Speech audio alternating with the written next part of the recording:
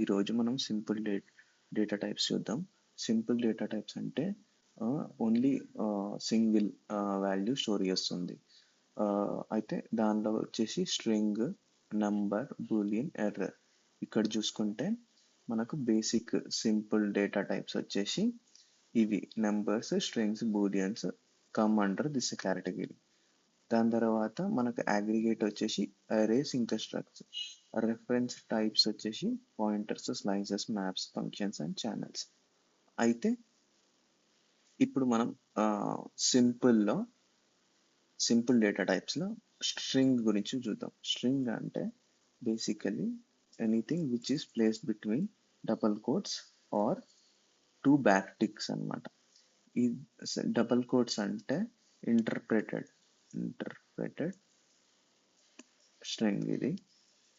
ఇది వచ్చేసి రా స్ట్రింగ్. ఇది యూస్ కేస్ వచ్చేసి XML లేకపోతే JSONలో ఇది రా స్ట్రింగ్ యూజ్ చేస్తారు. ఈ ఇంటర్ప్రిటెడ్ స్ట్రింగ్ వచ్చేసి మనం ఇక్కడ యూజ్ చేస్తాం. ఇక్కడ ఇట్లా కాన్సోల్ అవుట్పుట్లో యూజ్ చేస్తాం, ఇంకా ఎక్కడన్నా మాడిఫై చేయడానికి యూజ్ చేస్తాం. సో ఇక్కడ వచ్చేసి ఎస్కేప్ స్టేట్మెంట్, /n అన్నది ఎస్కేప్ స్టేట్మెంట్. సో డబల్ కోట్స్లో ఉన్నది మనకు ఇంటర్ప్రెటెడ్ స్ట్రింగ్. ఇప్పుడు ఇది రన్ చేస్తే ఇట్లా ఎంటర్ వస్తుంది /n దగ్గర. అదే మనం ది యూజ్ చేసుకుంటే రా స్ట్రింగ్ మనకు డైరెక్ట్ /n ఉన్నది కూడా వస్తుంది అనమాట. అంటే యాజ్ ఇట్ ఈజ్ వస్తుంది. ఈ డ్రా స్ట్రింగ్ అంటే రాగా వస్తుంది. దాని తర్వాత మనకు నెంబర్స్ ఉన్నాయి. నెంబర్స్లో మనకు చాలా నెంబర్స్ ఉన్నాయి. నార్మల్ ఇంటీజర్స్ ఉన్నాయి, ఇంకా అన్సైన్డ్ ఇంటీజర్స్ ఉన్నాయి. సో దాంట్లో కూడా బైట్ సైజ్ ఉన్నాయి అన్నమాట. సో ఇక్కడ మనం బిల్ట్-ఇన్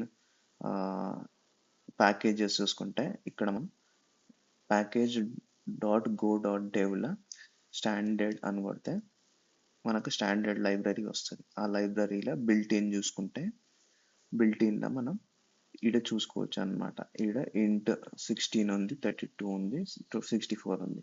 అట్లనే అన్సైన్డ్లో కూడా ఇట్లా ఉన్నాయి. సో దీని రేంజ్ వేరు ఉంటుంది. ఇంకా అది కాకుండా మనకు కాంప్లెక్స్ వేరియబుల్స్ కూడా, కాంప్లెక్స్ నెంబర్స్ కూడా ఉన్నాయి. అయితే ఇది నెంబర్స్ అన్నమాట. సైన్డ్, అన్సైన్డ్, కాంప్లెక్స్ నెంబర్స్ ఉన్నాయి. తర్వాత ఫ్లోట్స్ కూడా ఉన్నాయి. ఫ్లోట్స్ మిస్ చేసినాం. సో ఫ్లోట్ కూడా ఈడ చూసుకుంటే ఫ్లోట్స్ ఉన్నాయి. So floats. దాని తర్వాత బూలియన్ అంటే ట్రూ ఇంకా ఫాల్స్ అంతే.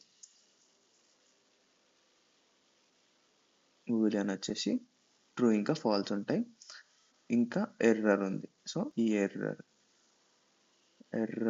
ఏడుంది, ఎర్రర్ వచ్చేసి ఒక error is built-in interface type anta, is a conventional interface for representing error condition with nil value representing no error. nil ఉంటే no error అన్నమాట. సపోజ్ ఇది కనుక ఎర్రర్ టైప్ వచ్చిందంటే మనకు ఎర్రర్ అంట. ఇప్పటికైతే ఇంతే. తర్వాత నెక్స్ట్ ఫ్యూచర్లో చూద్దాం దీని గురించి ఇంకా డీటెయిల్లో.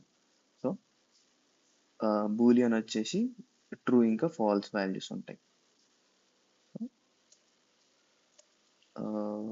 నిల్ అంటే నిల్ రిప్రజెంట్స్ నో ఎర్రర్. సో ఇంతవరకే ఈ ట్యూటోరియల్. నెక్స్ట్ ట్యూటోరియల్స్లో ఇంకా డీటెయిల్గా కవర్ చేద్దాం.